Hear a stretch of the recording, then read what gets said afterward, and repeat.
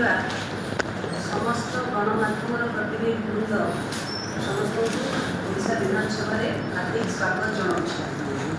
ଆଜି ପ୍ରେସ୍ ସୂଚନା ଅବସରରେ ମୋ ସହିତ ଉପସ୍ଥିତ ଅଛନ୍ତି ଓଡ଼ିଶା ବିଧାନସଭାର ସଚିବ ସତ୍ୟବ୍ରତ ରାଉତ, ବିହାରରୁ ବିଭୂତିଭୂଷଣ ଦାସ ଏବଂ INPRର ଜଏଣ୍ଟ ସେକ୍ରେଟାରୀ ଉପସ୍ଥିତ ଅଛନ୍ତି।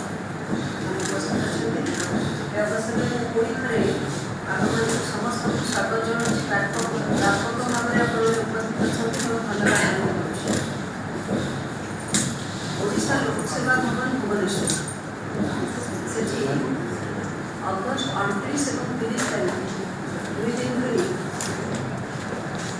ରାଜ୍ୟ ବିଧାନସଭାର ଏବଂ କେନ୍ଦ୍ର ସଂସଦରେ ଥିବା ଅନୁସୂଚିତ ଜାତି ଏବଂ ଜନଜାତି କଲ୍ୟାଣ କମିଟିର ଅଧ୍ୟକ୍ଷ ଏବଂ ସଦସ୍ୟମାନଙ୍କର 2 ଦିନିଆ ସମ୍ମିଳନୀ ଅନୁଷ୍ଠିତ ହେବ। ଏହା ଏକ ଜାତୀୟ ସମ୍ମିଳନୀ। ଭିନ୍ନ ଭିନ୍ନ ରାଜ୍ୟ, ୟୁନିୟନ ଟେରିଟୋରିଜ୍ ଏବଂ କେନ୍ଦ୍ରରେ ମଧ୍ୟ ସଂସଦୀୟ ଅନୁସୂଚିତ ଜାତି ଜନଜାତି କଲ୍ୟାଣ କମିଟି ଯେଉଁ ରହିଛି, ସେ କଲ୍ୟାଣ କମିଟିମାନଙ୍କର ଅଧ୍ୟକ୍ଷ ଏବଂ ତାଙ୍କର ସଦସ୍ୟମାନଙ୍କୁ ଓଡ଼ିଶାରେ ଉପସ୍ଥିତି ହେବ ଏବଂ 29 ତାରିଖ ଦିନ ସକାଳ 10:30 ସମୟରେ ଏହି ସମ୍ମିଳନୀକୁ ଆନୁଷ୍ଠାନିକ ଭାବରେ ଲୋକସଭାର ବାଚସ୍ପତି ଶ୍ରୀ ଓମ୍ ବିର୍ଲା ଉଦ୍ଘାଟନ କରିବେ।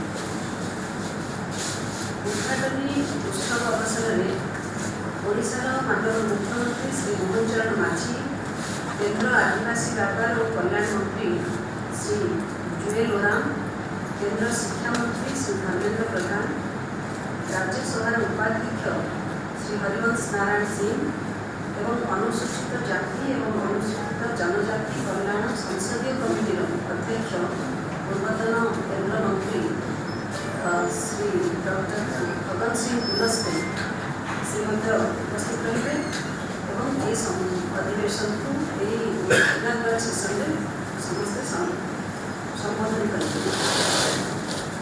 ବିଧାନସଭାର ଅନୁସୂଚିତ ଜାତି ଏବଂ ଜନଜାତି କଲ୍ୟାଣ କମିଟିର ଅଧ୍ୟକ୍ଷ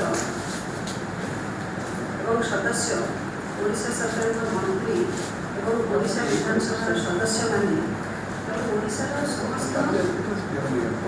ସମସ୍ତ ନିର୍ବାଚିତ ସାଂସଦମାନଙ୍କୁ ସମସ୍ତଙ୍କୁ ଏହି ଉଦ୍ଘାଟନୀ ଉତ୍ସବରେ ନିମନ୍ତ୍ରଣ କରାଯାଇଛି। ସମସ୍ତଙ୍କର ଉପସ୍ଥିତି ଆମେ କାମନା କରୁଛୁ। ଉଦ୍ଘାଟନୀ ଅଧିବେଶନରେ ବାଚସ୍ପତି ହିସାବରେ ମୁଁ ସମସ୍ତଙ୍କୁ ସ୍ୱାଗତ ଭାଷଣ ରଖିବାର ବ୍ୟବସ୍ଥା ରହିଛି, ସ୍ୱାଗତ କରିବା ବ୍ୟବସ୍ଥା ରହିଛି ଏବଂ ତାପରେ ଉଦ୍ଘାଟନୀ ଅବସରରେ ମାନ୍ୟ ଉପବାଚସ୍ପତି ଭବାନୀ ଶଙ୍କର ଭୋଇ ସେ ମଧ୍ୟ ଧନ୍ୟବାଦ ଅର୍ପଣ କରିବେ। ଏହି ସମ୍ମିଳନୀରେ ସଂସଦ ଏବଂ ରାଜ୍ୟ ଓ କେନ୍ଦ୍ରଶାସିତ ପ୍ରଦେଶ ବିଧାନସଭାର ଅନୁସୂଚିତ ଜାତି ଏବଂ ଜନଜାତି କମିଟିର ଅଧ୍ୟକ୍ଷ ଏବଂ ସଦସ୍ୟମାନଙ୍କର ଅଦ୍ୟାବଧି ଅନଲାଇନ୍ ରେଜିଷ୍ଟ୍ରେସନ କରିବା ବ୍ୟବସ୍ଥା କରାଯାଇଥିଲା। ଅଦ୍ୟାବଧି ଡେଲିଗେଟ୍ସମାନଙ୍କର 120ରୁ ଅଧିକ ପ୍ରତିନିଧିଙ୍କର ରେଜିଷ୍ଟ୍ରେସନ ହୋଇସାରିଲାଣି। ତତ୍ସହିତ ବିଭିନ୍ନ ପାର୍ଲାମେଣ୍ଟାରୀ କମିଟିର ମଧ୍ୟ 29 ଜଣ ଏମ୍ପିଙ୍କର ରେଜିଷ୍ଟ୍ରେସନ ହୋଇସାରିଛି। 30ରୁ 29 ଜଣ ପହୁଁଛନ୍ତି। କେନ୍ଦ୍ର ସରକାରଙ୍କର ଏହି ବିଭାଗ ସମ୍ପର୍କିତ 80ରୁ ଉର୍ଦ୍ଧ୍ୱ କେନ୍ଦ୍ରୀୟ ଅଧିକାରୀ, ଓଡ଼ିଶା ବିଭିନ୍ନ ରାଜ୍ୟ ଷ୍ଟେଟ୍ ଏବଂ ୟୁନିୟନ ଟେରିଟୋରିଜର ମଧ୍ୟ 30 ଜଣ ଅଧିକାରୀ ସେମାନଙ୍କର ପଞ୍ଜୀକୃତ ହୋଇସାରିଛନ୍ତି। ତତ୍ସହିତ ଆମେ ବ୍ୟାପକ ଭାବରେ ସୂଚନା ରଖିଲୁ, ଯେହେତୁ ଓଡ଼ିଶା ଆସିବା ପାଇଁ ସାଧାରଣଙ୍କର ମନରେ ଅନେକ ଆଗ୍ରହ, ସପରିବାର ଆସିବା ପାଇଁ ଆମେ ନିମନ୍ତ୍ରଣ ରଖିଛୁ। ଆମେ ଅପେକ୍ଷା ରଖିଛୁ ନିଶ୍ଚିତ ଭାବରେ ସମସ୍ତେ ପରିବାର ସହିତ ଆସିକି ପହଞ୍ଚିବେ। ତେଣୁ ଏ ଯେଉଁ ସମ୍ମିଳନୀର ବିଷୟବସ୍ତୁ, ଏ ସମ୍ମିଳନୀର ବିଷୟବସ୍ତୁ ହେଉଛି ଅନୁସୂଚିତ ଜାତି ଏବଂ ଅନୁସୂଚିତ ଜନଜାତି କଲ୍ୟାଣ, ବିକାଶ ଏବଂ ସଶକ୍ତିକରଣରେ ସଂସଦୀୟ ଏବଂ ବିଧାନସଭା କମିଟିର ଭୂମିକା।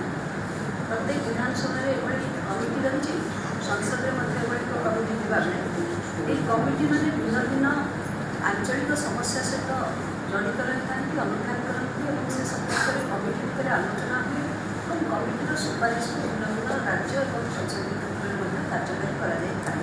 ତ ଏହି ଭୂମିକା ସମ୍ପର୍କରେ ବିଶେଷ ଭାବରେ ଆଲୋଚନା ହେବାର ବ୍ୟବସ୍ଥା ରହିଛି। ସେମିତି ଅଗଷ୍ଟ 30 ତାରିଖ ଦିନ ଉଦ୍ଯାପନୀ ଉତ୍ସବ ହେବ ସକାଳ 10:30 ଏବଂ ଉଦ୍ଯାପନୀ ଅବସରରେ ମାନ୍ୟବର ରାଜ୍ୟପାଳ ଓଡ଼ିଶାର ଡକ୍ଟର ପରିବାବୁ ବ୍ରହ୍ମପତି ଉପସ୍ଥିତ ରହିବାର ସ୍ୱୀକୃତି ଦେଇଛନ୍ତି। ମାନ୍ୟ ବାଚସ୍ପତି ଓମ୍ ବିର୍ଲାଜୀ ରହିବେ, ଉପାଧ୍ୟକ୍ଷ ହରିବଂଶୀ ରହିବେ, ଅନୁସୂଚିତ ଜାତି ଜନଜାତି କଲ୍ୟାଣ ସଂସଦୀୟ କମିଟିର ଅଧ୍ୟକ୍ଷ ପବନ ସିଂ ପୁନସ୍ତେ ମଧ୍ୟ ଉପସ୍ଥିତ ରହିବେ ଏବଂ ଓଡ଼ିଶାର ଉପମୁଖ୍ୟମନ୍ତ୍ରୀ ଶ୍ରୀମତୀ ପ୍ରଭାତ ପରିଡ଼ା, ସ୍ୱାସ୍ଥ୍ୟ ପରିବାର କଲ୍ୟାଣ ଓ ସଂସଦୀୟ ବ୍ୟାପାର ମନ୍ତ୍ରୀ ଡକ୍ଟର ମୁକେଶ ମହାନ୍ତି ସେମାନେ ମଧ୍ୟ ଏହି ଉଦ୍ଯାପନୀ ସତ୍ରରେ ଉଦ୍ବୋଧନ ଦେବେ।